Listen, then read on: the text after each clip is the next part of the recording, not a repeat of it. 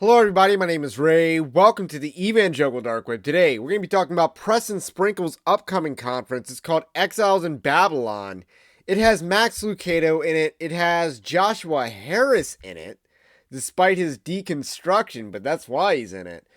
And several other problematic figures. So we're going to dive into this conference, and hopefully it'll raise more alarms about who Preston Sprinkle is, so that people like Sean McDowell will stop promoting him as someone who's good on the very issue he's a heretic on. So we're going to be discussing this. But first, I want to let you know, Evangelical Dark Web is a Christian news gathering and commentary ministry. You can support us over at evangelicaldarkweb.org/join. That's linked in the description below. That is our Patreon-like system. And the least you can do, though, is like this video, subscribe to the channel if you are new. We also have a free newsletter. There's articles over the weekend and stuff like that you don't want to miss. And not everything gets onto YouTube or podcasts. And if you're a listener, do also subscribe there as well. So this is our article to go along with the video. Just going to read a couple lines from it for now. Preston Sprinkle has made a career in Big Eva as a subject matter expert in the field of sexuality, despite being a heretic on the subject, spreading side B theology in evangelical churches that will let their guard down for someone whose academic credentials do also include the Master's Seminary. Now, that's a long time ago. That's a small part of his academic resume in total, but I do think that plays a large role in why he's accepted in circles where he really shouldn't be accepted in. The Exiles in Babylon conference is a conference based on his podcast, Theology in the Raw. Preston Sprinkle teaches side B theology in which homosexual and transvestite desires and identities are compatible with Christianity. His conference is next April, the 18th through the 20th. And is a showcase of his side B leanings. Evangelical Dark Web has reported in the past of Max Lucado's ongoing belief that homosexuality is an agreed to disagree issue in the church. Yet despite his prominence in the conference, he's hardly the most problematic name on the ledger. He grants legitimacy to more problematic names by sharing the platform with them. So this is the Theology in the Raw conference. Preston Sprinkle is the conference host. We got a host of other names and figures that are problematic. We're going to highlight a few of them in today's video. The first one that I want to highlight is Art Pereira. So the Side B movement is exemplified by the Revoice conference, and the two are commonly understood and interchangeably. So some people say Revoice movement, other people say the Revoice side B theology. I prefer to use side B theology because side B theology is bigger than the Revoice conference is in and of itself. A couple speakers here are Revoice alums. You see Gregory Cole here. He is definitely one of the most touted side B theologians out there. He's promoted heavily by the Tim Keller crowd, as well as the Ed Stetzer media arm. So Greg Coles is huge in these circles. And then you also have, down at the bottom, Art Pereira. So you might remember him as the guy who had that odd friendship that he perverted into a replacement for marriage. It was a very cringe video from a Revoice in the past. I think it was Revoice 2020. And this was seriously cringe. Basically, he was superimposing himself on his best friend's life. They were living together. He said that if he got married, he would continue to live with him and his family, and even be in a hobbit hole in the backyard or something like that. It was really creepy, but he's also a major proponent of queer theory.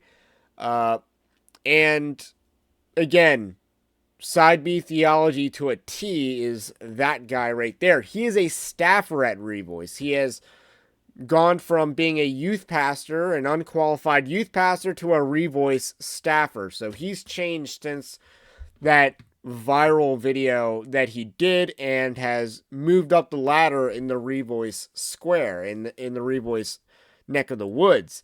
Now, this is the most problematic figure, and other discernment ministries like Enemies Within the Church reported on this. I believe they were first to report on it. I believe I'm actually late to this reporting, but I wanted to cover everything, not just the fact that there's a troon speaking at this conference. So, LaPrie is another speaker, and this is a transvestite. Kat has found, and I'm going to read the bio with some edits. Kat has found identifying as transgender to be helpful in describing how he sees and experiences the world. Kat came out as gay when he was 18, but found that the term gay didn't convey all of Kat's experience. After walking away from the church and unable to reconcile his homosexual transvestite experience with faith, God pursued Kat, sending others to disciple him.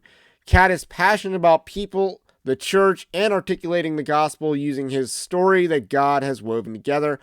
Kat lives and works in Grand Rapids, Michigan, while serving at his local church. So this is a dude pretending to be a woman. You see Preston Sprinkle using preferred pronouns in this website, in his conference. Major red flag. Again, this guy is tolerated and promoted by channels like Sean McDowell and several other Christian media organizations as a subject matter expert on that which he is terrible at. So Preston